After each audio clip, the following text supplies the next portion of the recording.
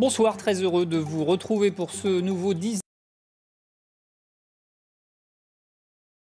Le chemin de l'emploi quand un accident vous empêche subitement de travailler. La Fagère, un réseau de centres de reconversion pour adultes, tenait son congrès national à Rennes aujourd'hui. Sa directrice, Isabelle Mérion, nous dira que des solutions existent.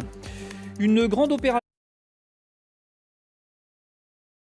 Comment retrouver un emploi quand un accident vous a handicapé au point de ne plus pouvoir poursuivre votre travail? La solution passe par la formation. Il existe pour cela des centres de réadaptation professionnelle fédérés au sein de la Fagère. Cette fédération a tenu son congrès national à Rennes aujourd'hui. Parmi les thèmes de ce rendez-vous, améliorer les offres de formation au plus près des lieux de vie des travailleurs handicapés. Nous allons en parler avec la directrice de la Fagère dans un instant, mais tout de suite ce reportage de Marc-André Mouchère et Bruno Van Wassenhove à la rencontre de Audrey Gary qui a entamé une formation au centre de reconversion professionnelle Jean Janvier à Rennes. Pour bénéficier d'un accompagnement à l'insertion professionnelle dans cet établissement de Rennes, il faut avoir une reconnaissance de la qualité de travailleur handicapé. Ici, des personnes ayant toutes des profils différents s'orientent vers un nouveau métier. Audrey Gary a 30 ans, elle est en reconversion depuis 9 mois. Après une année de médecine que j'ai pas eue, je suis partie dans la restauration très vite, qui m'a beaucoup plu. J'ai adoré ça pendant plusieurs années, sauf que la restauration c'est physique.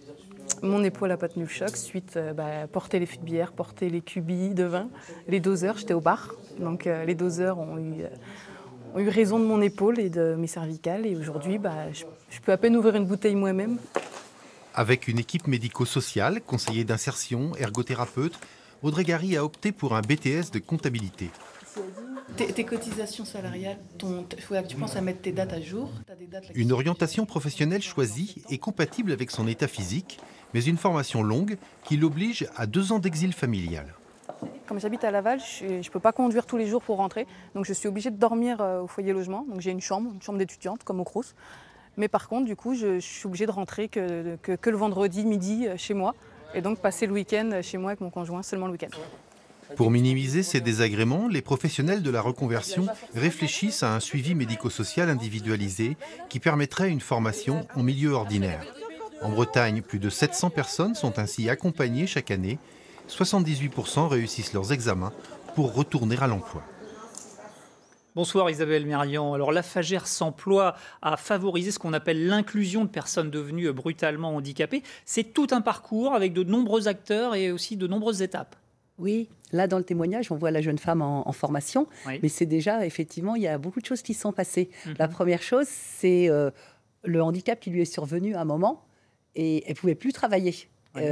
Et du coup, sur le moment, probablement, elle ne savait pas forcément quoi faire, elle n'avait pas de projet alternatif parce qu'elle n'avait pas imaginé, le métier avait l'air de lui plaire en plus. Oui. Donc il y a déjà ce moment de prise de conscience et de réfléchir pour rentrer en formation. Il faut choisir quelque chose de nouveau. Bon, donc là, il y a déjà des gens qui viennent vers vous, qui peuvent vous informer. Voilà, il faut être un petit peu au courant des dispositifs. Oui. Souvent, la difficulté, c'est que les gens ne savent pas qu'il existe des dispositifs quand on devient handicapé suite à un accident de la vie.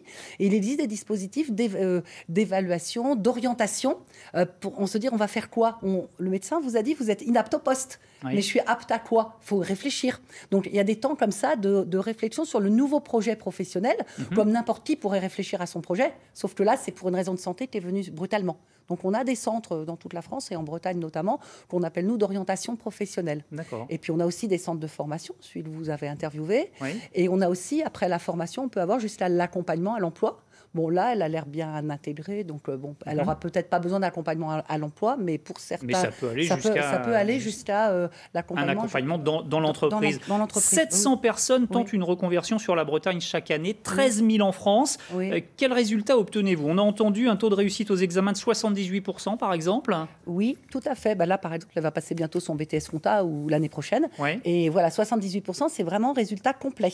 Ensuite, il faut trouver un emploi. Combien? Alors ensuite, il faut trouver un emploi. Ça va jusqu'à 64%, donc ça c'est nos chiffres nationaux. J'ai pas encore le chiffre de la Bretagne précis. Donc il y a un petit delta. Il y a des gens pour qui ça ne marche pas. Il y a plus de gens, disons, qui réussissent leurs examens, on va dire, que ceux qui retournent à l'emploi.